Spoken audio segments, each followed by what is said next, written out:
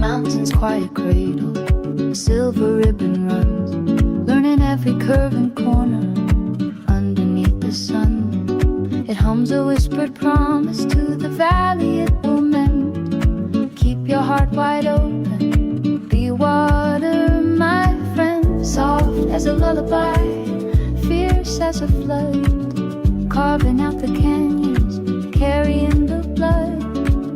Listen to the current, hear the lesson it sends. To bend is not to break. Be water, my friend. Water is love, water is life, born of a tear and the edge of a knife. Water is ice, water is steam, changing shape to cradle a dream. It moves, adapts, never breaks, never ends. Water is not going away.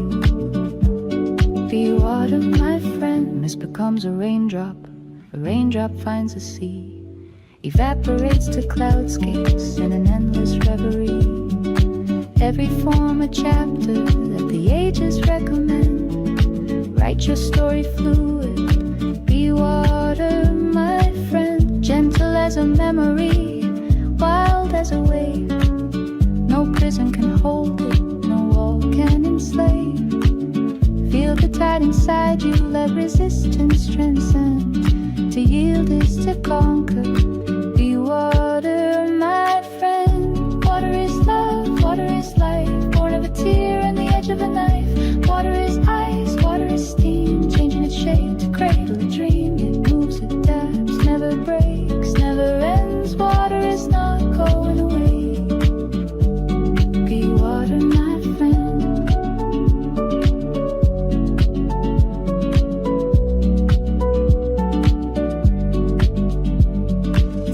The heart is granite with a million quiet taps, draws continents together on invisible maps. Molecules embracing, they cling until the end. Water wants to stick together. Be water, my friend. It slips through the fist, yet can lift an iron ship. It quenches, it cleanses, it crowns every sip. Remember its secret, the strength that can bend. Water is creative.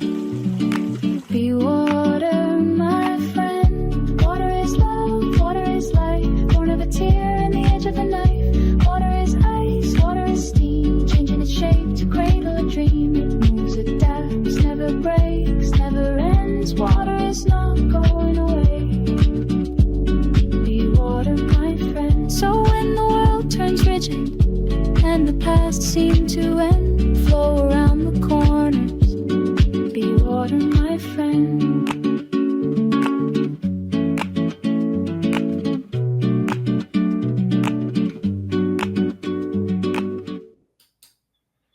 All right, welcome to Emotional Algebra with Dr. E. I'm Andrew Tavani, your co-host. Dr. E. Yeah, that was an unusual open for the show. A little different, little mellow. It was. It's my first visual video. The song was AI created, and sent that to my group who does my videos, gave them some direction, and we worked back and forth in creating that video. I feel pretty proud of. I feel the song turned out pretty amazing to me. It's actually, you see at the end, it talked about thanking Bruce Lee. The tribute in that is that he used to have a phrase about be water, and why he thought that, he lived the life of water. We see water bends, it molds, it when it freezes, it's powerful in its form of movement. It can become steam. So in creating that song, where somebody gave me the idea of looking at the idea of that this person really saw water as this powerful force, I just started typing in again prompts and working on it, and that's what came of it. And then even in the video, since we've talked about AI a bit, I was able to incorporate AI, little foreshadowing of what we're going to talk about again in this episode. But I incorporated AI into the my friend ending, and now Midjourney has the ability to animate.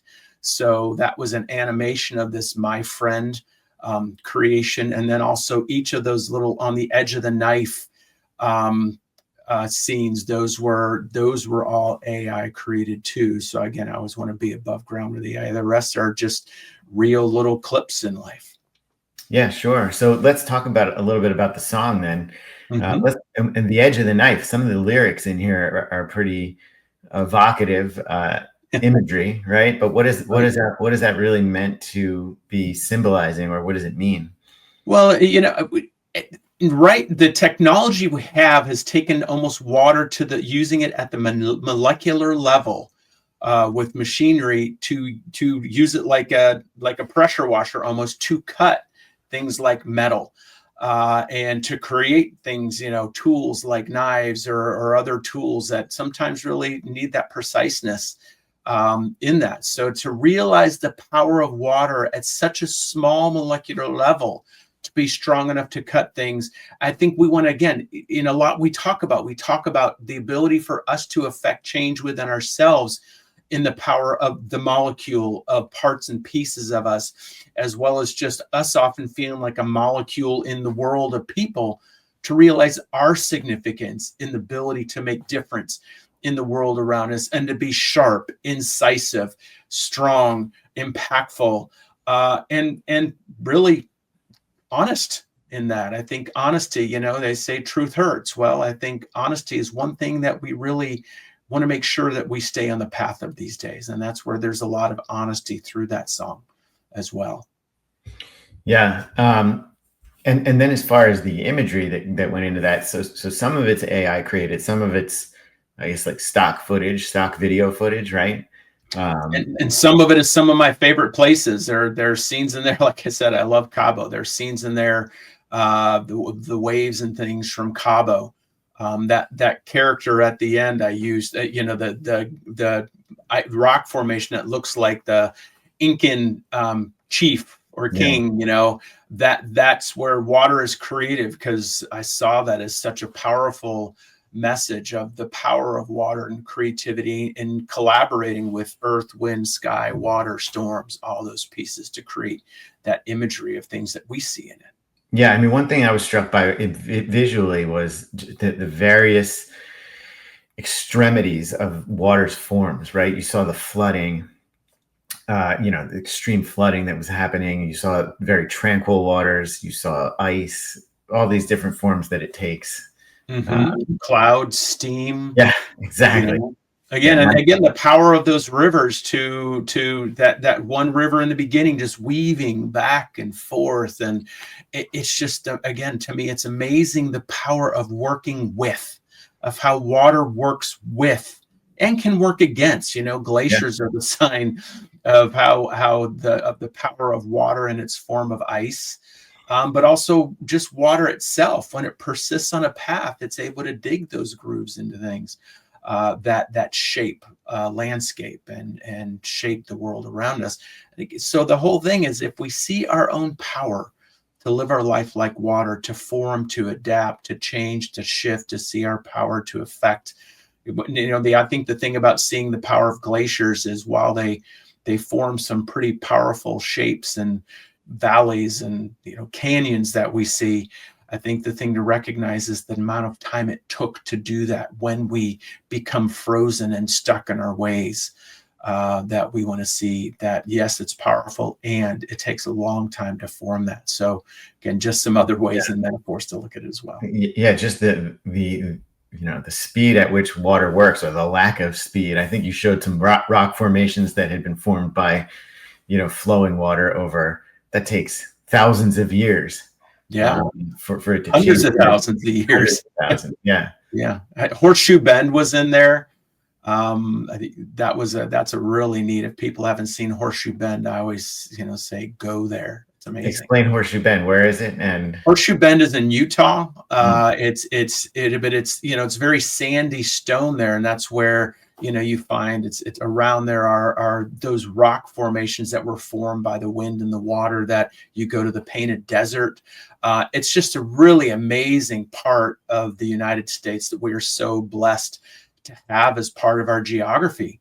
I don't think people really realize again, the gift of being there and seeing the power of nature and the beauty of it all and the coloring. And again, the millions of years that it took to create the striation levels in those rocks, but also the hundreds of thousands of millions of years it took for the water to flow that started as a shallow, maybe river, to then create ultimately this very deep dug out area called Horseshoe Bend that just wraps around so tightly. It's right near the Grand Canyon. It's all part of those areas that you understand the geography, the geology of the rocks and why they were carved that way and how they were carved that way. Yeah, it helps realize again that collaboration of nature to create such beauty and see the power of it.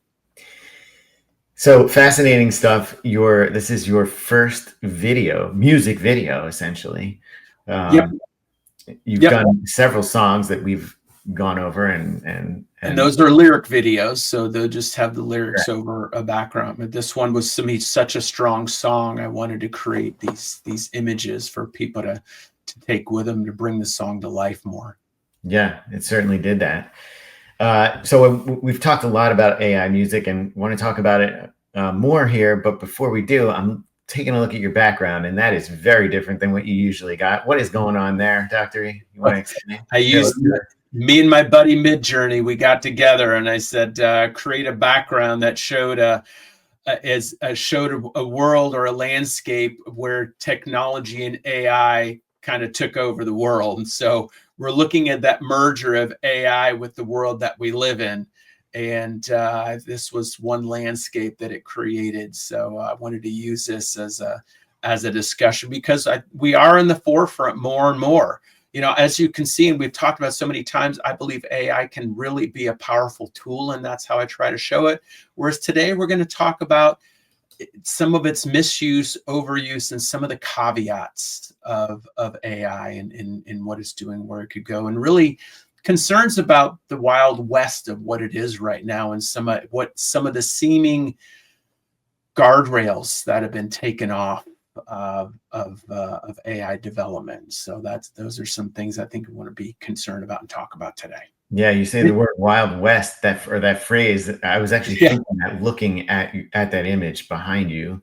Yeah, it almost looks like part of the Western U.S., like the Grand Tetons or something, with this just rush of technology, like blitzing. Yeah.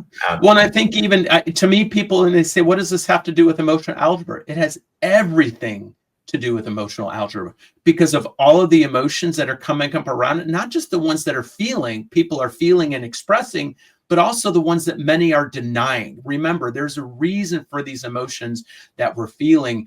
And I think there is a deliberate denial of like I said, concern, worry, some fears, doubts, confusion about it all. But those are all helpful emotions to have and to consider in this process. The other side is how, really emotions as I see them are logical. They have rules. They are basically encoded within us to show us things, teach us things, tell us things, do things for us, help us do things for ourselves.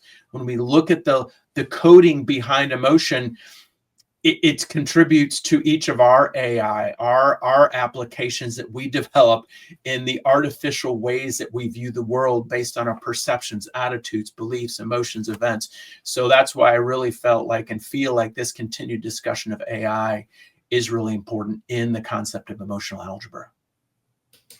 Absolutely. Now let's stay on the music thing for a second, because you've been dabbling in this. You've got a lot. I mean, you've got what I would say more than a half a dozen songs posted. I have created over 280 songs, but the ones that I'm ready to that I'll post, I've already got 50 songs or so. A lot of them are in queue to post on a schedule now. Yeah. So yeah, plenty. All right, you got lots of songs there.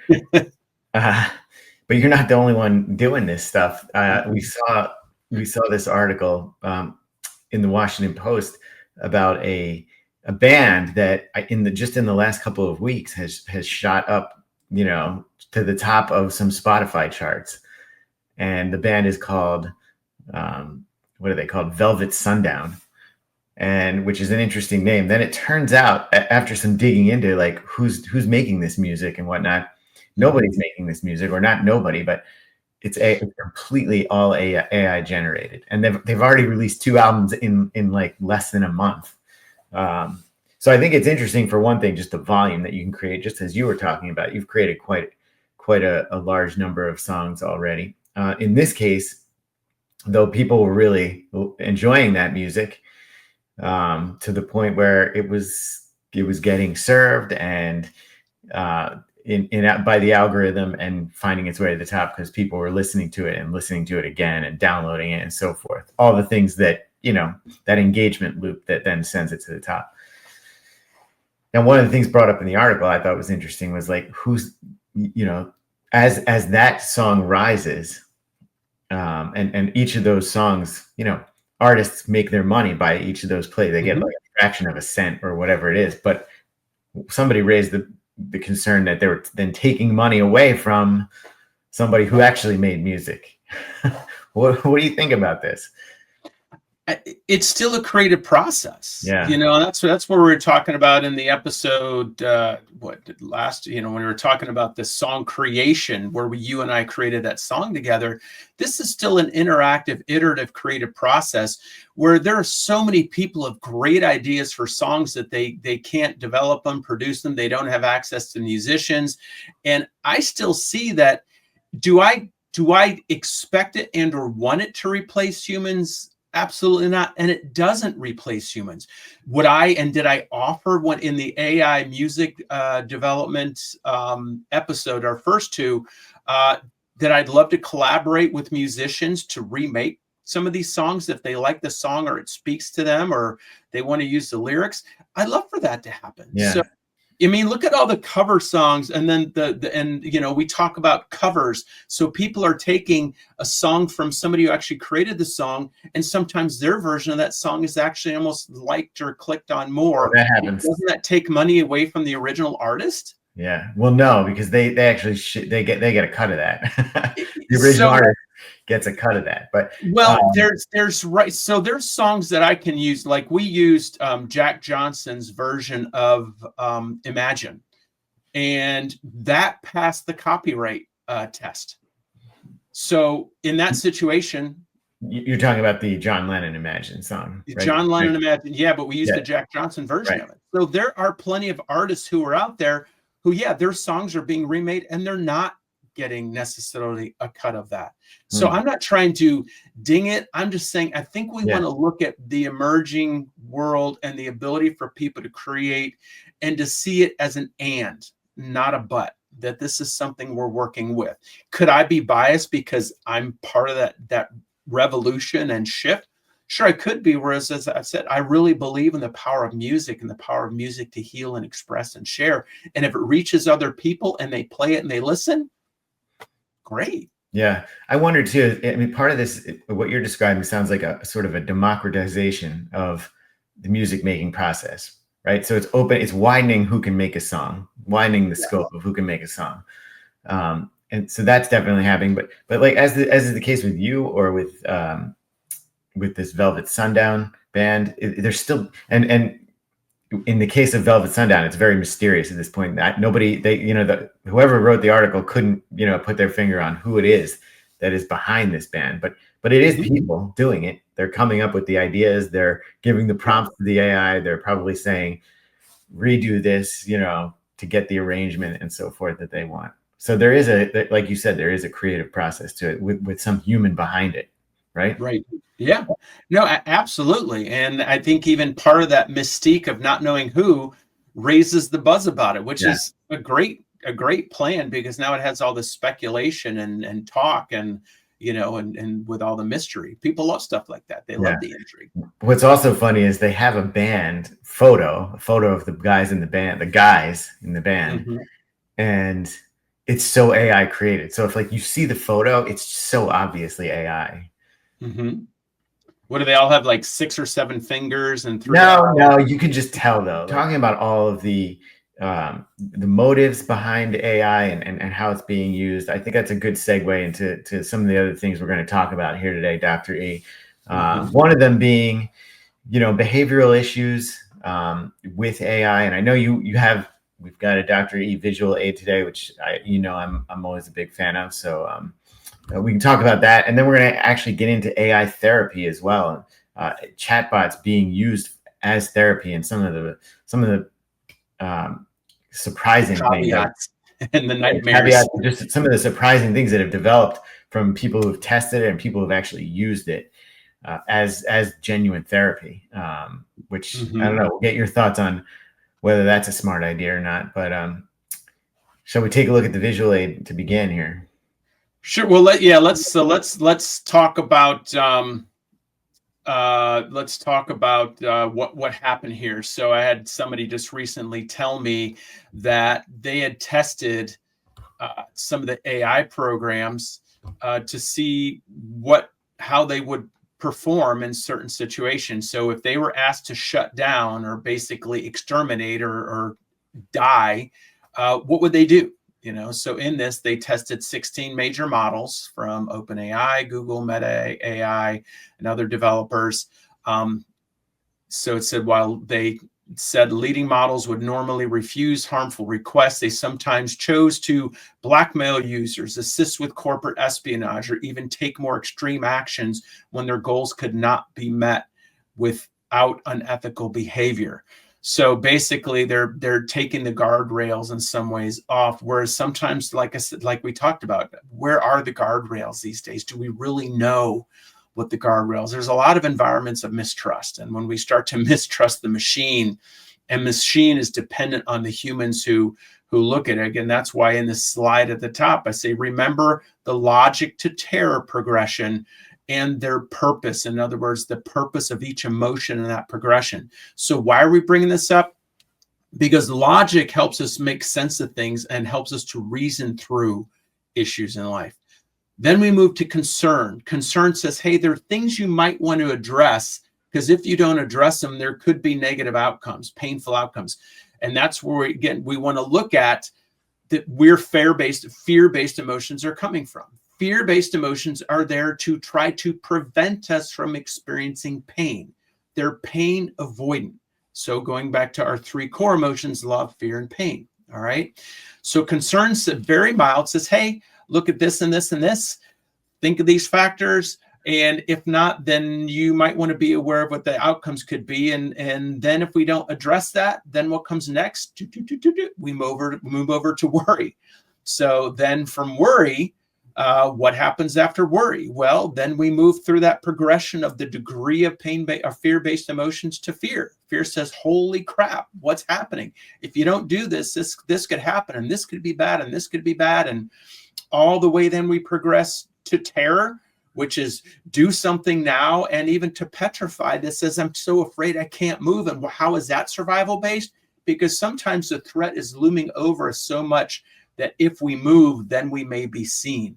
And I think we want to look at that progression of emotions in today's culture around us, as well as we want to look at in this whole issue of almost feeling seen, of what can we do or say in a culture that's potentially being more and more monitored by computers, by recording keystrokes if you have things in it. But everything we say is being monitored. And I think that limits freedom. It limits expression. It limits the emotions that we choose to feel, the risks we choose to take. And that often leads to more of a restriction, because it's living by fear, which says avoid pain. And that's where, when we understand that emotion and we can see its value, as well as it's the curse of sometimes of that fear can get in when we're only using it to avoid pain, and we prevent growth. What's the value of pain? It helps us to grow. It helps us to learn. It challenges us. So as we continue now with this slide here, so what they said are experiments deliberately constructed scenarios with limited options, and we force models into binary choices between failure and harm. The researchers wrote, as it says, real world deployments typically offer much more nuanced alternatives, increasing the chance that models would communicate differently to users to find alternative paths instead of directly jumping to harmful action. So Andrew, I guess, what are your thoughts when you've introduced this concept or this testing scenario to a model that's always learning and observing and listening? Do you think that it could open it up then to that being an option that it sees more favorably when it sees the outcomes of humans who are interacting with it.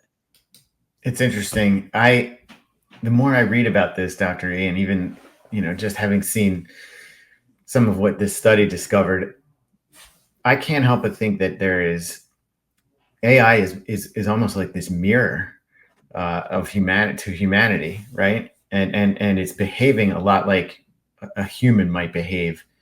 And in this case, for self-preservation reasons, right? Like that's what it was. They were trying to shut it down, and it's trying to preserve itself, its own existence. And I feel like, not saying every human does this, but I feel like some of this stuff, like if you just take a look at what the movies that we watch and the stories that we read and novels and so forth, so much of these themes are showing up in how the AI is behaving, which to me suggests the AI is very, we know it's trained by humans, but it's almost behaving like humans. Not every human, but some humans, or at least has urges that humans have. Humans may have some of these urges, but are able to not act on them. So, we have that saying, art imitates life.